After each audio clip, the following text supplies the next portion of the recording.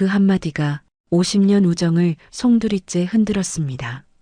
어떻게 너는 그렇게 생각할 수 있니? 그 말이 나온 순간 우리는 서로의 진짜 얼굴을 처음 본 것 같았습니다. 아무리 오래된 친구라도 여행 한 번에 모든 게 무너질 수 있다는 걸 그제야 깨달았죠. 혹시 여러분도 죽기 전에 친구들이랑 유럽 한 번쯤 다녀와야지 그런 생각 해보신 적 있으시죠? 같이 사진도 찍고 예쁜 풍경 보면서 좋은 추억 하나쯤 더 만들면 얼마나 좋을까 하고요. 그런데요, 정작 여행을 다녀온 뒤 연락이 끊긴 친구들 이야기도 생각보다 많이 들립니다. 여행이 끝난 후 단톡방은 조용해지고 잘 들어갔어? 라는 말 한마디만 남은 채 다시는 만나지 않게 되는 경우도 있죠. 이 영상에서는 왜 친한 친구와의 해외여행이 관계를 시험에 들게 만드는지, 그리고 그걸 피하려면 무엇을 미리 확인해야 하는지 함께 이야기해 보려 합니다. 그리고 지금부터 드리는 이야기 하나하나가 여러분의 소중한 관계를 지켜주는 작은 실마리가 될지도 모릅니다. 여러분만 그런 게 아닙니다. 많은 분들이 비슷한 경험을 했고 또 많은 분들이 지금도 그 갈등과 거리감을 안고 살아가고 있습니다. 이제 본격적으로 시작해 보겠습니다. 혼자 듣기 아까운 이야기라면 좋아요와 공유로 함께 나눠주세요. 그리고 앞으로도 이런 이야기를 놓치고 싶지 않으시다면 구독도 꼭 눌러주세요. 서울 마포 매달 둘째 주 수요일 오전 11시 한적한 골목에 있는 작은 카페에 4명의 여성이 모입니다. 고등학교 동창으로 만나 어느덧 50년을 함께한 친구들이죠. 그들은 스스로를 오색빛깔 언니들이라 불렀습니다. 왜냐고요? 성격도 말투도 취향도 서로 너무 달랐거든요. 누구는 조용하고 누구는 밝고 쾌활하고 누구는 뭐든 미리 챙기고 누구는 그날그날 분위기로 움직이는 사람. 서로 달라도 함께 있으면 늘 웃음이 났고 그만큼 오래도록 인연이 이어졌습니다. 우리 진짜 유럽 한번 가자. 그 말은 몇 년 전부터 나왔던 이야기였죠. 자꾸 미루면 못 가. 이젠 정말 가자. 그날은 농담이 아니라 진심이었습니다. 서로의 눈을 바라보던 4사람은 말없이 고개를 끄덕였죠. 그렇게 시작된 10일간의 이탈리아 여행. 출국 전부터 단톡방은 파스타, 피렌체, 쇼핑 이야기로 불이 나듯 달아올랐습니다. 누구는 인생샷 찍을 장소를 정리했고 누구는 파우치에 립스틱 색을 고르며 웃었습니다. 난 그냥 따라갈게. 이 말이 습관처럼 들릴 만큼 누구 하나 앞서려 하지 않았던 그들. 출국 당일 인천공항에서 찍은 단체 셀카엔 50년 친구들만이 공유할 수 있는 설렘이 가득 담겨 있었습니다. 첫날 도착한 도시는 피렌체. 두오모 성당 앞에서 노을을 보며 한 명이 조용히 말했습니다. 우리 진짜 왔네. 여기까지 왔네. 그 말에 누군가 눈시울을 붉혔습니다. 같은 하늘 아래 이렇게 멀리 함께 있다는 것만으로도 눈물이 날 만큼 벅찼던 순간이었습니다. 하지만 그 벅참은 오래가지 않았습니다. 이튿날 아침, 다들 일어났어? 7시 반인데 얼른 준비해야지. 커피를 내리던 순애의 말에 정수기가 침대에서 퉁명스럽게 말했죠. 아니 좀 쉬면 안 돼? 꼭 이렇게 서둘러야 돼? 우피치 미술관은 예약했잖아. 늦으면 못 들어간다니까. 그럼 3시 갔다 와. 난 그냥 좀 누워 있을래. 그 말에 방 안 공기가 묘하게 식었습니다. 누구는 거울 앞에서 조용히 화장을 시작했고 누구는 말없이 침대 시트를 정리했습니다. 말이 없다는 게 오히려 더 많은 걸 말해주는 듯한 순간이었죠. 점심시간. 피렌체 시장 골목에서 어디서 밥을 먹을지를 두고 또 의견이 엇갈렸습니다. 이 집이 트러플 파스타로 유명하다더라. 난 그냥 평범한 식당이 좋아. 저기 바깥 자리 앉자. 이 더위에 무슨 바깥 자리야. 서로의 마음이 조금씩 어긋나기 시작했습니다. 식탁 위에 물병처럼 긴장도 흔들렸습니다. 문제는 음식도 아니고 일정도 아니었습니다. 그저 각자 생각하는 여행의 방식이 너무 달랐던 것뿐이었죠. 누구는 계획대로 움직이는 걸 좋아했고, 누구는 일정을 비워두는 게 좋았고, 누구는 사진과 인증샷을 중요하게 여겼고, 누구는 조용히 풍경을 보는 걸 더 좋아했습니다. 서로 말은 하지 않았지만 눈빛은 점점 달라졌습니다. 예쁘다던 옷차림엔 이젠 아무 말도 하지 않았고, 기념품을 고르며 웃던 입가도 굳어갔습니다. 그 여행에서 진짜 문제가 된 건 일정이 아니었습니다. 맛집이 아니고 숙소도 아니고 심지어 날씨도 아니었어요. 문제의 본질은 서로가 너무 오래된 친구였다는 데 있었습니다. 우리는 50년을 함께 해왔다는 이유로 말 안 해도 알 거야. 그렇게 생각했어요. 그리고 그 착각이 관계를 조용히 흔들었습니다. 오래된 관계일수록 우리는 말을 줄입니다. 굳이 말하지 않아도 이해하겠지. 혹은 기분 나쁠까봐 그냥 넘기자. 그런 식으로 침묵을 택하죠. 그 침묵은 카페에서 커피 마실 때는 문제가 되지 않습니다. 그냥 안부 나누고 손주 자랑 들으며 웃을 땐 다 괜찮거든요. 하지만 여행은 다릅니다. 같이 자고, 같이 먹고, 같이 움직이며 보내는 하루하루. 그 안에서는 작은 차이들도 반복해서 마주하게 됩니다. 심리학에서는 이런 걸 경계 무너짐 현상이라고 말합니다. 익숙한 환경에선 사람이 평정심을 유지하지만 낯선 장소에선 본래의 기질이 드러나기 시작한다는 뜻입니다. 평소엔 배려 깊던 친구가 사실은 계획에 민감한 성격이었고, 여유롭던 사람이 사실은 통제당하는 걸 견디지 못하는 성향이었다는 걸 그제야 알게 되죠. 그리고 난 괜찮아 하던 사람이 실은 남 눈치를 많이 보고 있었다는 것도 그때 처음 알게 됩니다. 이건 누가 잘못해서 그런 게 아닙니다. 다만 그동안 말하지 않았던 서로의 다름이 처음으로 드러난 순간이었을 뿐이에요. 같이 늙어간다는 건 같은 속도로 변해간다는 뜻이 아닙니다. 각자 살아온 삶의 환경도, 겪은 사건도, 지금의 생활 습관도 다르잖아요. 그만큼 다름은 당연한 것이 되고 그 다름을 확인하게 되는 무대가 바로 여행이었던 거죠. 그리고 중년 이후의 오랜 관계에는 또 하나의 함정이 있습니다. 젊을 땐 말하고 풀었어요. 싸우고 울고 때로는 웃으며 털어냈죠. 하지만 나이가 들수록 이런 생각이 먼저 듭니다. 그냥 말하지 말자. 괜히 갈등 만들지 말자. 그렇게 생긴 게 관계의 포장지입니다. 말하지 않고 덮어둔 채 포장지만 더 씌운 거죠. 그 안에 있는 건 얇은 불편함이 계속 쌓이고 있는 감정의 피로감입니다. 여행은 그 포장지를 벗깁니다. 다정한 말보다 침묵이 더 서운하게 느껴지는 순간, 웃던 얼굴이 굳는 순간, 그리고 그게 마음에 박히는 순간, 결국 그 여행은 관계를 시험한 게 아니라 관계를 진단한 것이었습니다. 우리 사이가 나빠진 게 아니라 그동안 눌러놨던 차이와 기대가 여행이라는 거울에 비춰졌을 뿐입니다. 누군가는 우린 이 정도면 서로 이해해주는 사이지라고 생각했고, 다른 누군가는 이번만큼은 내 방식대로 하고 싶다고 느꼈을 겁니다. 둘 다 틀린 게 아닙니다. 단지 말하지 않았을 뿐이고 그래서 서로를 오해한 거였죠. 관계가 오래될수록 말은 줄고 기대는 늘어납니다.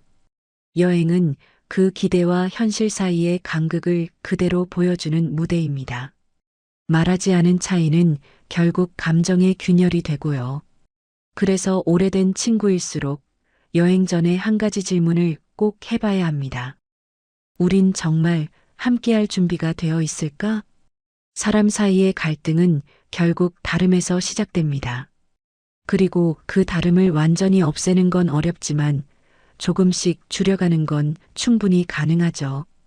특히 여행처럼 함께 움직이고 함께 결정해야 하는 상황에선 작은 말 한마디가 관계를 바꾸는 결정적인 계기가 되기도 합니다.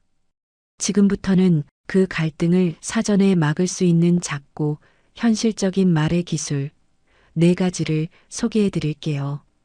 이건 누구나 따라 할 수 있고 지금 당장 쓰실 수 있는 방법입니다. 첫 번째, 여행을 떠나기 전에 서로의 기대를 솔직하게 나눠보는 겁니다. 예를 들면 이런 식이에요. 나는 이번 여행에서 좀 느긋하게 쉬고 싶어. 너무 촘촘한 일정은 조금 부담돼. 또는 계획 짜는 건 너한테 맡기고 싶어. 대신 하루쯤은 내가 가고 싶은데 가도 괜찮을까? 이런 말들은 나의 바람을 솔직하게 전하는 동시에 상대에게 여지를 주는 말입니다. 그리고 그 여지가 나중에 갈등이 생겼을 때 이미 우리 얘기했던 거잖아 하고 부드럽게 넘어갈 수 있게 만들어줘요. 두 번째는 여행 중 하루 한 번쯤 서로의 기분을 확인하는 시간입니다. 사실 낯선 곳에서는 사람마다 스트레스를 받는 포인트가 다릅니다. 어떤 사람은 계획이 틀어지는 걸 힘들어하고 어떤 사람은 말없이 따라다니는 게 고역일 수 있어요. 그래서 하루 중 한 번쯤은 이렇게 말해보세요. 오늘 괜찮았어? 내가 좀 서둘렀던 것 같은데 불편하진 않았어? 지금 일정이 빠르거나 너무 힘들게 느껴지진 않아? 이런 말들은 쌓이기 직전의 감정을 부드럽게 풀어주는 말문이 됩니다. 그리고 눈치를 보던 마음을 살짝 놓게도 만들어줘요. 세 번째는 갈등이 생겼을 때 감정이 아닌 필요를 말하는 방식입니다. 보통 우리는 왜 그래? 화났어? 그렇게 말하면 서운하잖아. 이런 식으로 감정을 묻죠. 하지만 이럴 때는 감정보다 내가 원하는 것을 말해보세요. 예를 들면 이렇습니다. 나 지금 말싸움하고 싶은 게 아니야. 그냥 10분만 조용히 걷고 싶어. 또는 기분이 나쁜 건 아니야. 지금은 그냥 혼자 있고 싶은 마음이야. 이런 표현은 상대를 자극하지 않으면서도 내 상태를 전달할 수 있는 가장 부드러운 방법이에요. 그리고 네 번째, 여행이 끝난 후에 마무리 한마디가 관계를 이어주는 열쇠가 됩니다. 보통은 고생 많았어. 잘 들어갔지? 이런 말로 끝나지만 조금만 더 마음을 담아보면 어때요? 이번에 너랑 함께해서 예전보다 내가 더 소중하게 느껴졌어. 중간에 서운한 순간도 있었지만 결국 너니까 같이 갈 수 있었던 것 같아. 이런 말은 고백처럼 거창하지 않아도 괜찮습니다.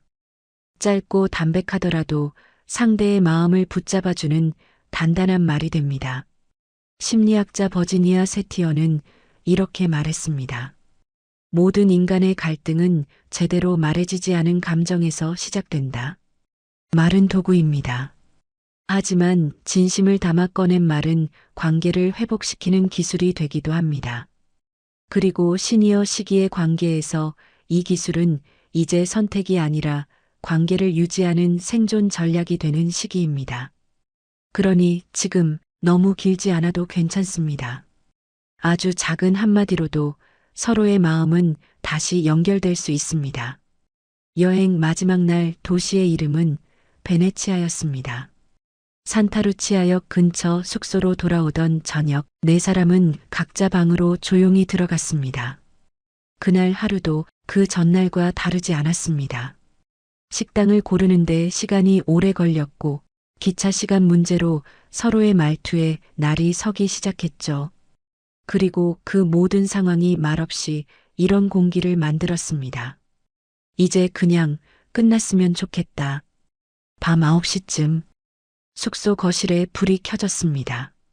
누군가 말없이 나와서 창밖 운하를 바라보더니 조용히 커피포트를 올렸습니다. 그리고 조금 뒤 다른 사람들도 하나둘씩 거실로 나왔습니다. 누구랄 것도 없이 4명이 다시 마주 앉았지만 이번에는 아무도 눈을 마주치지 않았습니다. 그때였습니다. 은정이가 조용히 입을 열었습니다. 나 오늘 하루 종일 말 줄인 거 화나서 그런 거 아니야. 모두의 고개가 들렸습니다. 은정이는 마치 고백하듯 천천히 말을 이었습니다. 그냥 말하면 또 상처 줄까봐 그래서 일부러 조용했어.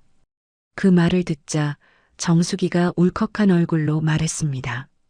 난 오히려 내가 나랑 얘기하기 싫어진 줄 알았어.